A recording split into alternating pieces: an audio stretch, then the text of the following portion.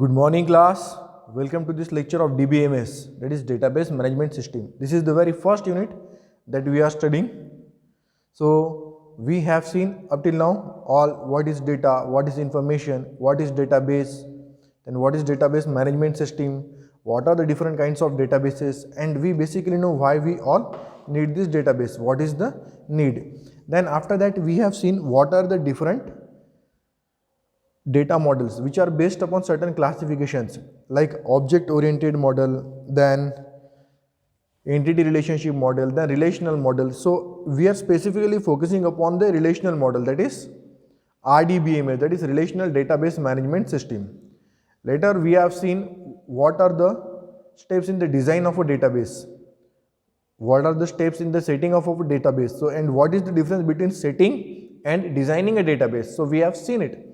Then we have seen lastly the database structure. Prior to that we have seen what is the database system life cycle. So as such we can say the life cycle of a database, initial stages, that is system requirements, and till we monitor and then we put it into the user and we maintain that. So all that life cycle we have seen.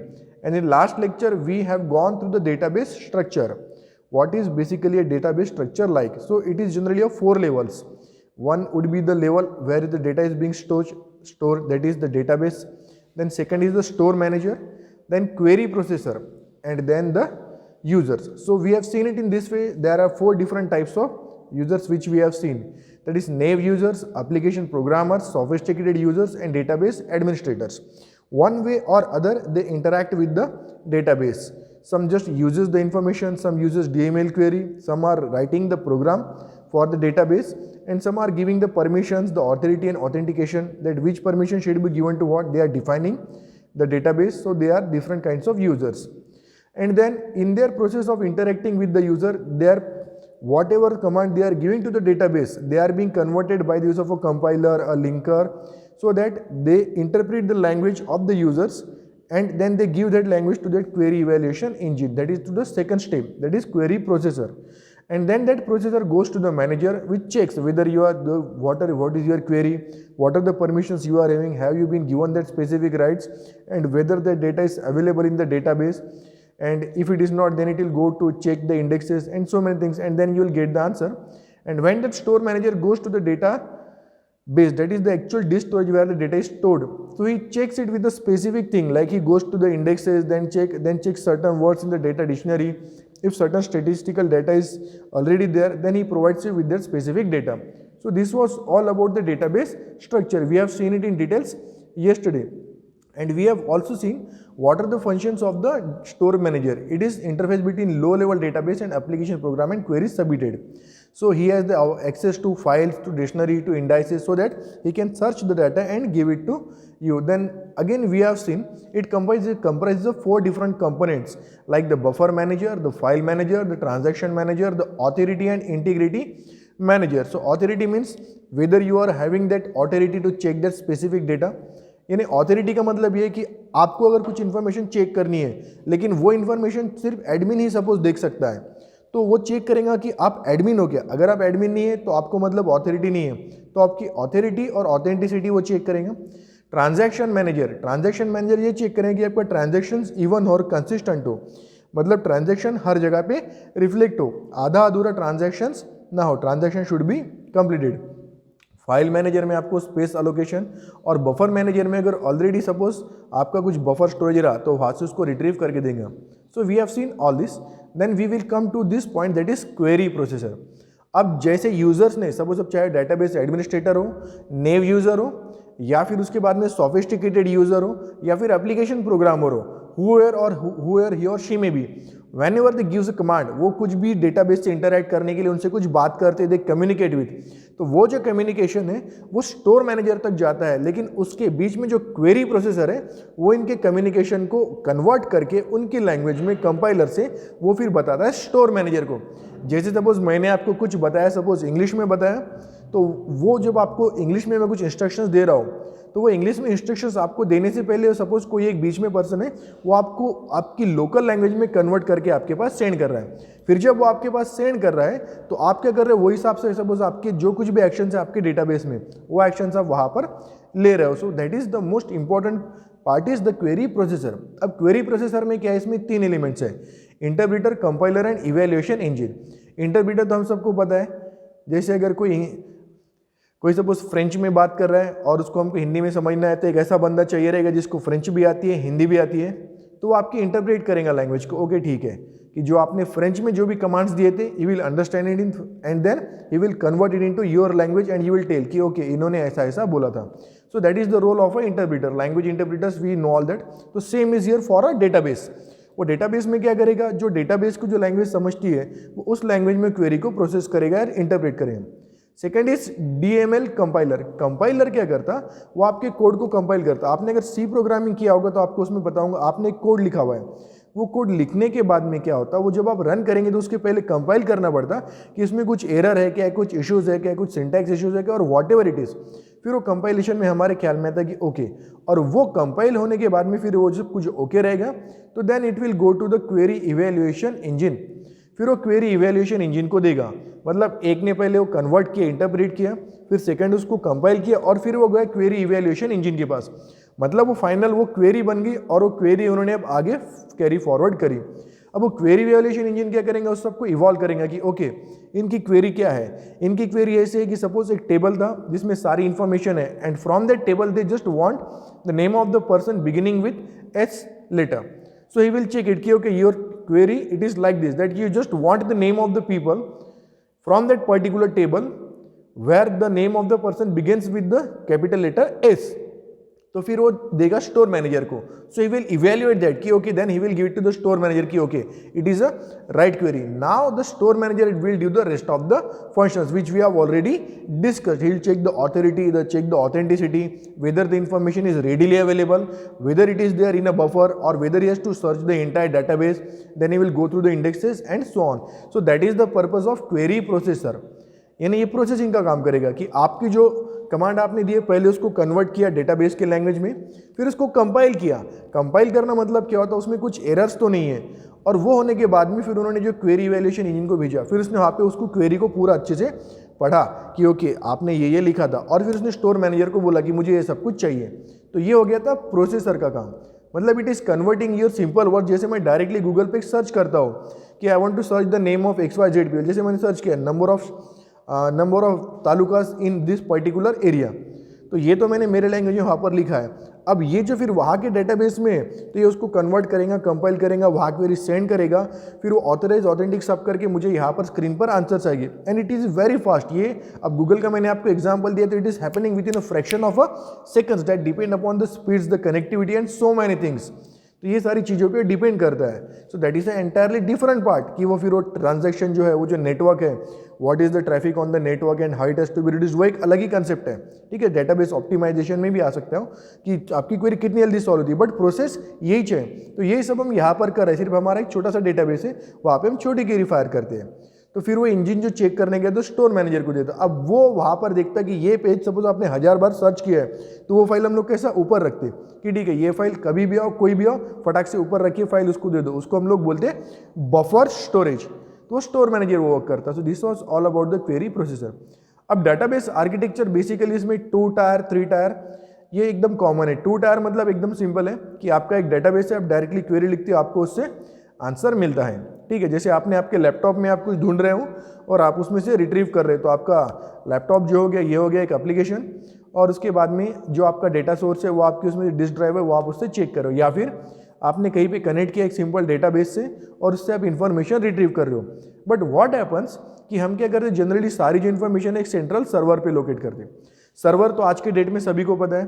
Server मतलब एक ऐसा computer system जहाँ पे हमने बहुत सारी information store करके रखी है, बहुत सारी सिक्योरिटी लगाई है, बहुत उसकी कैपेसिटी है, वो टन्स एंड वो टीबीज में डेटा को स्टोर कर सकता है। तो वो हो गया एक सर्वर। अब वो सर्वर से फिर हम क्या करेंगे, लिंक करेंगे। वो सर्वर से हम लिंक करेंगे किसको, क्लाइंट को। क्लाइंट मतलब ये देखो यहाँ पर ये एक हो गया एक सर्वर, इसमें बहुत सारी इंफॉर्मेशन स्टोर है, दुनिया भर की इंफॉर्मेशन है। तो इसको हमने कनेक्ट किया विद अ क्लाइंट। क्लाइंट मतलब सपोज मैं हूँ, आप हो, जिसको भी कुछ भी इंफॉर्मेशन रिट्रीव करनी है। अब हम क्या करेंगे कि वो जो और ये जो HTTP that is the protocol, hypertext transfer protocol. As such we have different protocols है। जो हम HTTP आप कभी लिखते हो ना, जब आप वेबसाइट जब आप URL मतलब जो भी आप वेबसाइट का नाम डालते हो तो आपने देखोगे HTTPS:// ऐसा आप लिखते हो। तो what is that HTTP? It is a kind of protocol, hypertext transfer protocol. वैसे और भी है TCP ट्रांसफर कंट्रोल प्रोटोकॉल और सो मैनी। तो हम जो यूज करते हैं वो होता है हाइपर टेक्स्ट ट्रांसफर प्रोटोकॉल और उसके आगे S लगाते, दैट मीन्स सिक्योर। तो ये चीज़ें कैसे कि जैसे मुझे सपोज प्रिंसिपल सर के केबिन या फिर मुझे किसी एक अथॉरिटी के केबिन में जाना है तो एक प्रॉपर प्रोटोकॉल होगा। I have to first book take then appointment, then have to wait out, then when I will enter in I have to ask for the permission and there. So ये एक protocol follow हो गया। तो यही ऐसा एक protocol है HTTP that is hyper text transfer protocol. और उसमें जो अभी S है HTTP है, that means it is secure. देखो जब भी आप वेबसाइट देखते होंगे आपको आते होंगे this site is secured by SSL, जैसे सिक्योरिटी सॉकेट लेयर ऐसा कुछ। तो SSL मतलब सिक्योर्ड साइट, तो S वहाँ पर है या फिर वहाँ पर ताला दिख रहा है मतलब वेबसाइट सेफ है। तो वो एक प्रोटोकॉल है। तो हमने क्या किया, हमने वो सर्वर से बात की कि हमको ये इन्फॉर्मेशन चाहिए। अब वो सर्वर ने क्या किया, उससे भी बड़ा जो एक डाटाबेस है कि जो सर्वर पे भी नहीं रह सकती, दुनिया का सबसे बड़ा डेटाबेस है, उससे उस सर्वर ने खुद को कनेक्ट किया और कनेक्ट किया थ्रू JDBC। अब ये JDBC मतलब क्या है? ये JDBC मतलब ये जावा डाटाबेस कनेक्टिविटी ऑब्जेक्ट। अब मैं आपको एकदम सिंपल लैंग्वेज में बताता हूँ, एकदम सिंपल लैंग्वेजेस में। जैसे सपोज कि आपको कुछ परचेस करना है आपको, ठीक है। तो आपने क्या किया कि आपने आपके किराना स्टोर वाले को बोला कि भैया देखो मुझे ये चीज़ें चाहिए, या फिर आपके स्टेशनरी वालों को। तो उसने बोला सर ये चीज़ें तो मेरे पास है नहीं, बट मैं आपको अवेलेबल करवा के दूंगा। और फिर उसने किसी और से जाके मंगवा ली। Very simple. जैसे कुछ मेडिसिन है, मैं मेरे रेगुलर मेडिकल में गया तो मेरा रेगुलर मेडिकल से कुछ ना कुछ एक कनेक्शन है, तो वो जो प्रोटोकॉल है वो HTTP। तो मैं हो गया क्लाइंट, वो मेडिकल वाला हो गया सर्वर, और उसने किसी और दूसरे बड़े मेडिकल से मंगवा लिया तो वो हो गया डेटाबेस जहाँ पे सब कुछ अवेलेबल था। अब उसने उसको कॉल किया, बात करी, फ़ोन किया, पैसा ट्रांसफ़र किया, मतलब किसी ना किसी तरह कनेक्ट किया। तो ये हम फिजिकल की बात कर रहे हैं। But in this we connect through certain objects JDBC। जैसे हम कोड लिखेंगे तो इसमें एक हमारे पास एक ऑब्जेक्ट रहता है that is Java database connectivity, और कई सारे रहते हैं, ये उसके थ्रू कनेक्ट होता। तो अब जब मैं डायरेक्टली सपोज उस मेडिकल में चला गया जहाँ पे मुझे रेडीली दवा मिल रही है, तो वो हो गया 2 टायर आर्किटेक्चर। 2 टायर मतलब 1 और 2, दो ही लोग हैं। लेकिन जहाँ पे फिर उससे ज़्यादा लोग इन्वॉल्व हो गए तो ये हो गया 3 tyre architecture. It you can pronounce it as tier और टायर भी बोलते कुछ लोग, but right pronunciation is tier. It is a 2 tyre architecture and it is a 3 tyre architecture. In 3 there is one client, there is a server and there is a database. The client goes to the server, he asks for certain information, server contacts with the database, gets that information, then database gives that information to the server gives back the information to the client. Here you are directly contacting with the database and database is directly giving you the information. Now majority of the databases जहाँ पे छोटे database है वहाँ पे 2 tyre architecture चलता है, but when you talk about anything, any information, any system, it is generally a 3 tyre architecture. जैसे आप गूगल की बात करो, अमेजोन की बात करो, जो भी इन्फॉर्मेशन है वो कहीं ना कहीं एक पोर्टल है, बीच में कुछ कम्युनिकेशन है, through that they are connecting. I suggest you should go through one lecture. आप थोड़ा सा, ये सिलेबस में तो हमारे नहीं है, हमको सिलेबस में नहीं आएंगे जो मैं आपको बता रहा हूँ, लेकिन ये आप थोड़ा सा देखना, learn a little bit about networking. Networking का सिर्फ थोड़ा सा पढ़ना, 1-2 वीडियो देखो, छोटी सी छोटी बातें पढ़ो तो आपको समझ में आएगा कि नेटवर्किंग क्या रहता है। दैट इज़ वेरी इंपॉर्टेंट कि मतलब कनेक्टिविटी क्या होती है, हम किस सिस्टम को सर्वर बना सकते हैं, हम किसी भी सिस्टम को सर्वर बना सकते हैं क्या? Yes, you can make anything server. और फिर डेटाबेस मतलब एग्जैक्टली क्या होता है। तो ऐसी छोटी छोटी जो क्वेरी है ना, not about database but about server, the connectivity, what is a client, what is a server, ये थोड़ा डेप्थ में आएगा। फिलहाल जो आपको समझ गया वो टीयर समझना चाहिए, and that is sufficient for this, 1 client, 1 server and 1 database. So this was all about the database, the design of database, the setting up of database and the life cycle of a database, and after that the data structure. तो ये database structure, ये सब हमने देखा कि database design कैसे होता, database की life cycle कितनी है, database को set कैसे करना है, और database का structure क्या है. So we have seen all these things. यहाँ तक हमने सभी देख लिया है, और उसके बाद में फिर हमने देखे different tiers, 2 tier, 3 tier, what are this, then how you directly connect with the database in 2 tier, in 3 tier and so many things. Now next will go for this transaction management. Transaction management, अब जैसे मैंने आपको एक example दिखाया था, there are 4 basic properties every transaction has to satisfy and they are acid properties: atomicity, consistency, isolation and durability. So with an example of ATM withdrawal, I have already explained you this property somewhere back in one of our lectures. ये हमने already देख चुके हैं ये properties क्या है, but फिर भी हम इसको एक बार देखते हैं कि ट्रांजैक्शन मैनेजमेंट मतलब वो आपके जितने भी ट्रांजैक्शंस है उसको मैनेज कैसे करना है. तो उसका एक चीज़ है कि उसने हर ट्रांजैक्शन ने ये जो प्रॉपर्टीज है atomicity, consistency, isolation, durability satisfy करनी चाहिए. तो इसका मतलब 1 बाय 1 जैसे हमने देखा था कि एटोमिसिटी मतलब क्या होता है, कंसिस्टेंसी. सपोज आप एटीएम से पैसे विड्रॉ कर रहे हो, अगर आप एटीएम से या फिर आप बैंक से पैसे ट्रांसफर कर रहे हो किसी के अकाउंट में, तो आपके अकाउंट से पैसा डिडक्ट हुआ और पर्टिकुलर पर्सन जिसके अकाउंट में आपने क्रेडिट किया तो उसके अकाउंट में क्रेडिट हुआ. तो दोनों भी चीज़ें होनी चाहिए, आपके अकाउंट से डेबिट भी होने चाहिए और सामने वाले पर्सन की इसमें क्रेडिट भी होनी चाहिए. सो that is very simple thing, atomicity.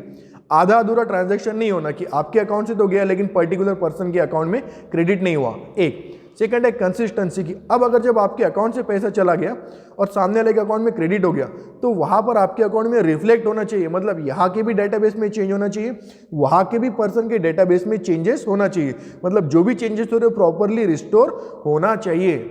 तो दैट इज आइसोलेशन. आइसोलेशन मतलब ऐसा है कि अब मुझे सपोज आपके अकाउंट में पैसे डालना है लेकिन मैं कहीं दूर बैठा हूं तो रिमोट कनेक्शन से मैं कर सकता हूं. जैसे आज के डेट में मैं मेरे मोबाइल से कोर बैंकिंग जिसको हम लोग बोलेंगे कि मैं कहीं पे भी बैठ के कोई भी ट्रांजैक्शन कर सकता हूं.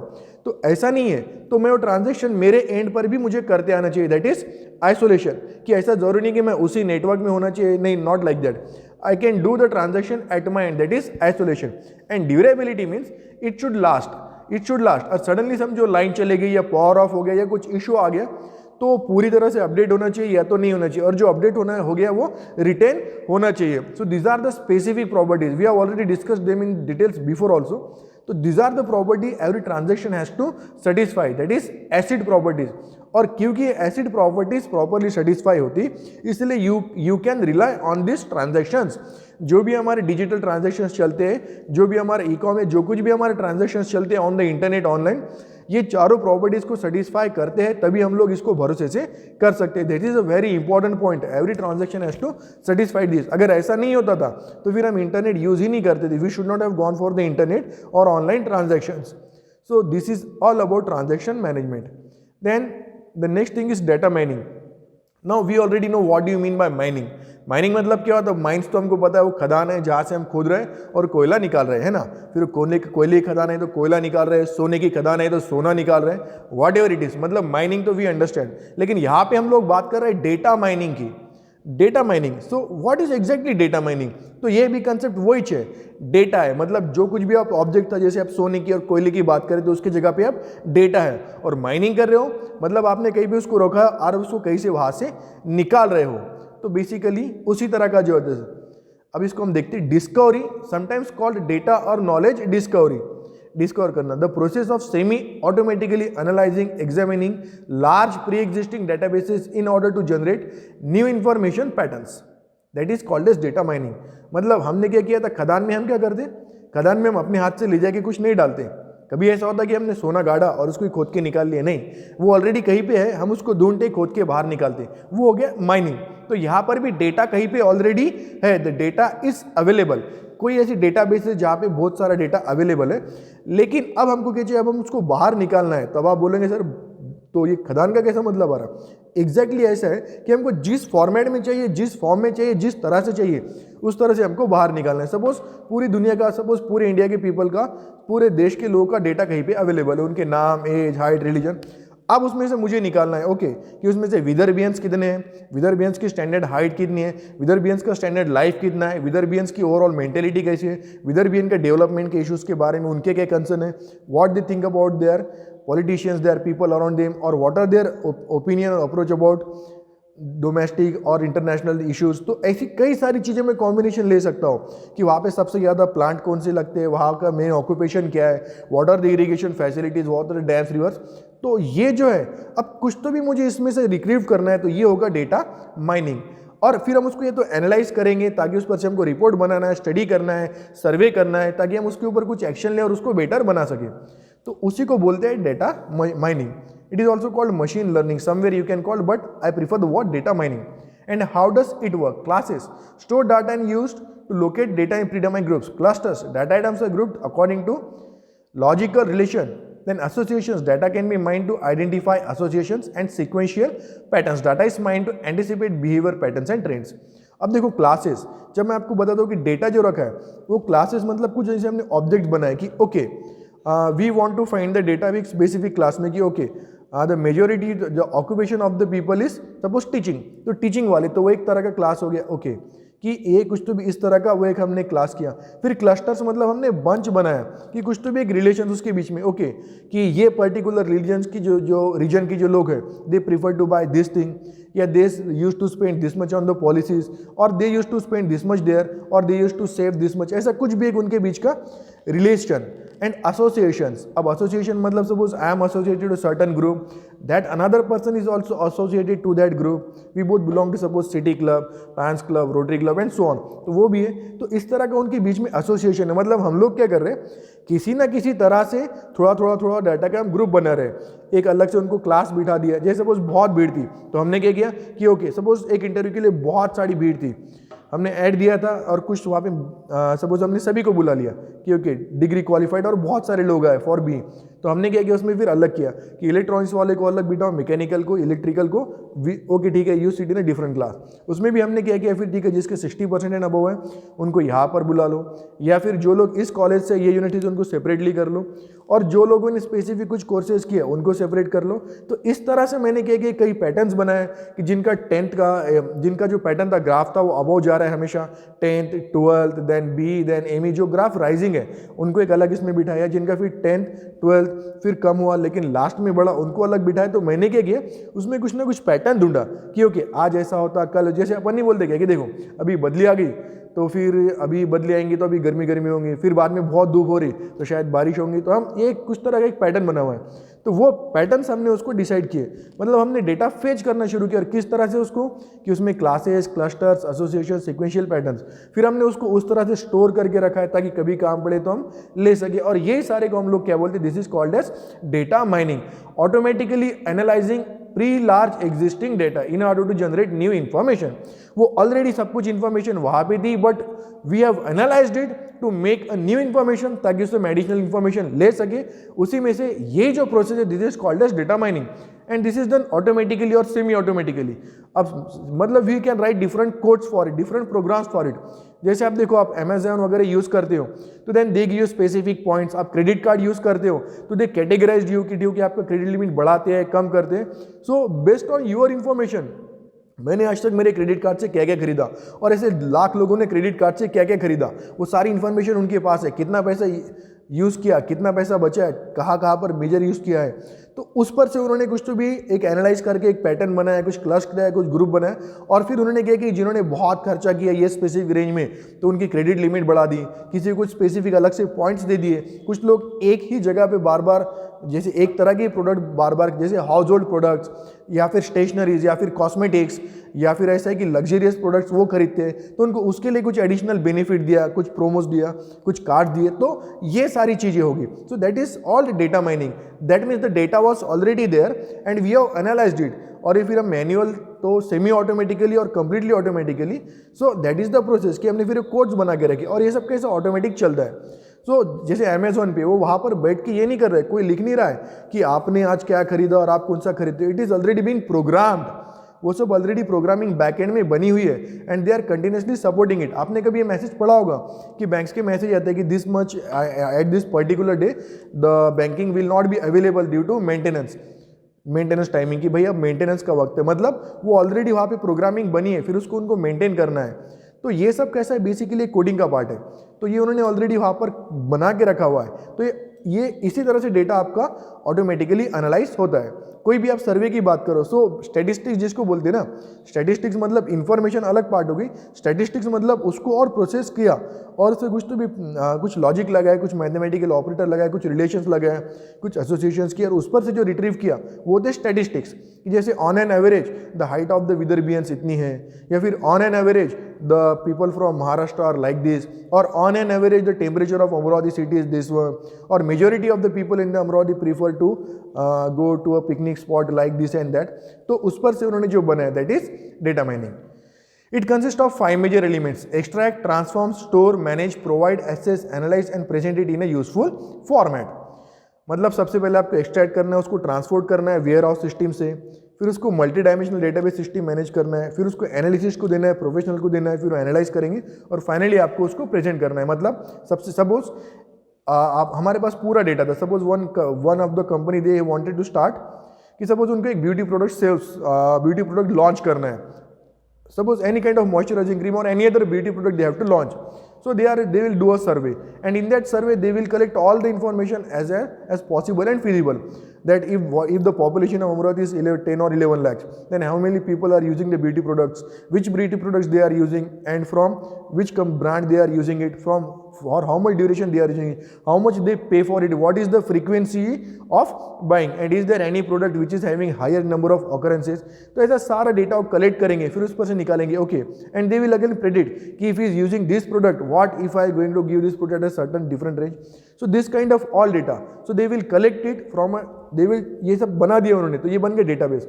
अब इसी में से फिर हमने क्या किया, एक्सट्रैक्ट किया और उसके बाद में फिर हमने उसको काफ़ी सारी चीज़ों के हिसाब से उसको एनालाइज किया, प्रोफेशनल्स को बताया और फिर प्रेजेंटेबल फॉर्मेट में बना दिया कि देखो ये एक ऐसा ग्राफ है, ये जो लोग यूज़ करते हैं एक स्पेसिफिक ब्रांड वो बढ़ती जा रही, दूसरी ब्रांड कम होती जा रही, एक ब्रांड साइनोसाइडल फॉर्म में, तो मतलब अलग अलग ब्रांड्स के ब्यूटी प्रोडक्ट्स हैं, बट ये इसका सेल बहुत ज़्यादा होता, कंटिन्यू बढ़ती जा रहा ग्राफ, ये कम हो रहा. तो इस तरह की चीज़ें. So that is all about data mining. Extract, transform and load transaction data on to the data warehouse system. Store and manage the data in a multi dimensional database system. Multi dimensional मतलब मैंने आपको इसी बताया कि इसमें और कई सारी चीज़ें आएंगी, सिर्फ एक ही बेस के ऊपर आप वर्क नहीं कर रहे हो, उसके कई सारे एट्रीब्यूट्स, कई सारे products.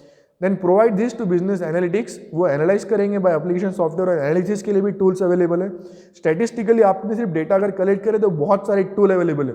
In fact when you go through the excel में इतना कुछ है कि आप मैक्सिमम वर्क एक्सेल में ही कर सकते हो. It can do a lot of work for you और फिर उसको यूजेबल फॉर्मेट में प्रेजेंट करना.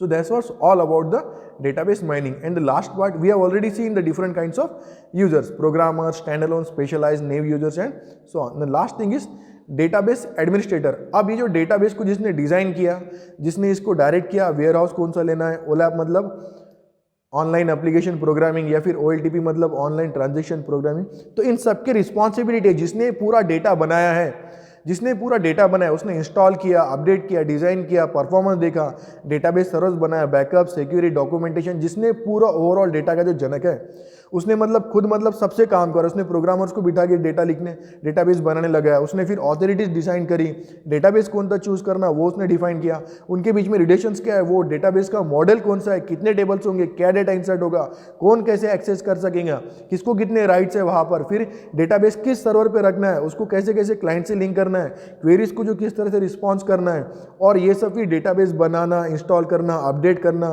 रन करना, मेंटेन करना, उस पर पूरा ध्यान देना और उसको लॉन्ग रन में यूज करते रहे. तो ये सारे के सारे जो काम किए वो क्या है, DBA, that is a database administrator. So this is all done by database administrator. It is DBA is responsible for the performance, integrity and security of a database. He will be involved in planning and development as well as troubleshooting of any issues. Its use is administrative, development, architect, database warehouse and OLAP DBA. OLAP I have already told you, it is online analytical processing. तो ये सब जो responsibility है database administrator की है. अब वो database के रोल, एडमिनिस्ट्रेटर्स के रोल क्या है कि डेवलप करना, उसको आर्किटेक्ट करना, उसके बाद में उसको इंस्टॉल करना, डिज़ाइन करना, उसका परफॉर्मेंस चेक करना. अगर परफॉर्मेंस उसका सपोज अगर नहीं हो रहा तो फिर सपोर्ट वालों को बोलना कि उसको परफॉर्म करो या फिर उसका परफॉर्मेंस एनहांस करना. तो ये सारी की सारी जो चीज़ें that is done by database administrator. Installing and upgrading, design and implementation, performance tuning समझते हैं ना, जैसे अपन इंजन में करते वो रेस बढ़ाने के लिए ट्यून करते, फाइन ट्यूनिंग, चैनल चेंज करते थे पहले, that is called as tuning. Then migrate database servers, कि ये सर्वर यूज़ करना है, दूसरा सर्वर है, एक नया सर्वर बनाना है. तो ये सारी चीज़ें. Backup and recovery, important part and security. Backup, recovery and security, कि डेटा की सिक्योरिटी इज वेरी इंपॉर्टेंट. कि किसी ने और कुछ एक सपोज टूल बना लिया, कुछ एक प्रोग्राम बनाया और उससे आपका डेटाबेस ही पूरा उन्होंने हैक कर दिया. सो that is a entirely different part. So backup and security, that is very important. Security means who is having what kind of authentication, what kind of authority. what kind of authentication, what kind of authority, that is security, and last part is the documentation. So preparing all the document. आप जैसे mobile खरीदते हो तो आपको एक बहुत बड़ा उसके साथ में एक डायरी आता है, एक डॉक्यूमेंट आता है, उसमें सब कुछ दिया है। हालांकि हम लोग कोई पढ़ते नहीं है, कभी खोलते नहीं, देखते नहीं, क्योंकि हम इतने यूज्ड हो चुके हैं, हम उस पर R&D करते करते हम मोबाइल ऑपरेट करना सीख जाते। बट इन सब के डॉक्यूमेंट्स ऑलरेडी बने हुए हैं। तो same is about database, so that is all about the database administrator. अब देखो ये यूनिट यहाँ पे हमारा पूरा कंप्लीट होता है। First unit is over here in this particular video. मैं फिर से आपको बता रहा हूँ, आपको ये कंसेप्ट समझना तो कुछ इस तरह समझना कि आप बहुत बड़े गोदाम की बात कर रहे हो, उसमें बहुत सारी अलमारी है और बहुत सारी अलमारी में बहुत सारा सामान रखा है। अब वो किस तरह से रखना है, कैसे रखना है, तो वही है सेम डेटाबेस के बारे में कि बहुत बड़ा डेटा है, आपने कहीं पे उसको स्टोर किया है, फिर आपको उसको रिट्रीव करना है, आपने किस तरह से उसको रखना है, किस तरह से रिट्रीव करना है, उसके पीछे क्या लॉजिक है, क्या स्केलेटन बनाया आपने, किस तरह का वर्क बनाया, तो ये सभी कुछ आता है in this DBMS। So that is all about database management system. After this, I'll post. You have to appear for a test on this specific unit. So see you in the Google Meet. Till then, thank you class. Good day.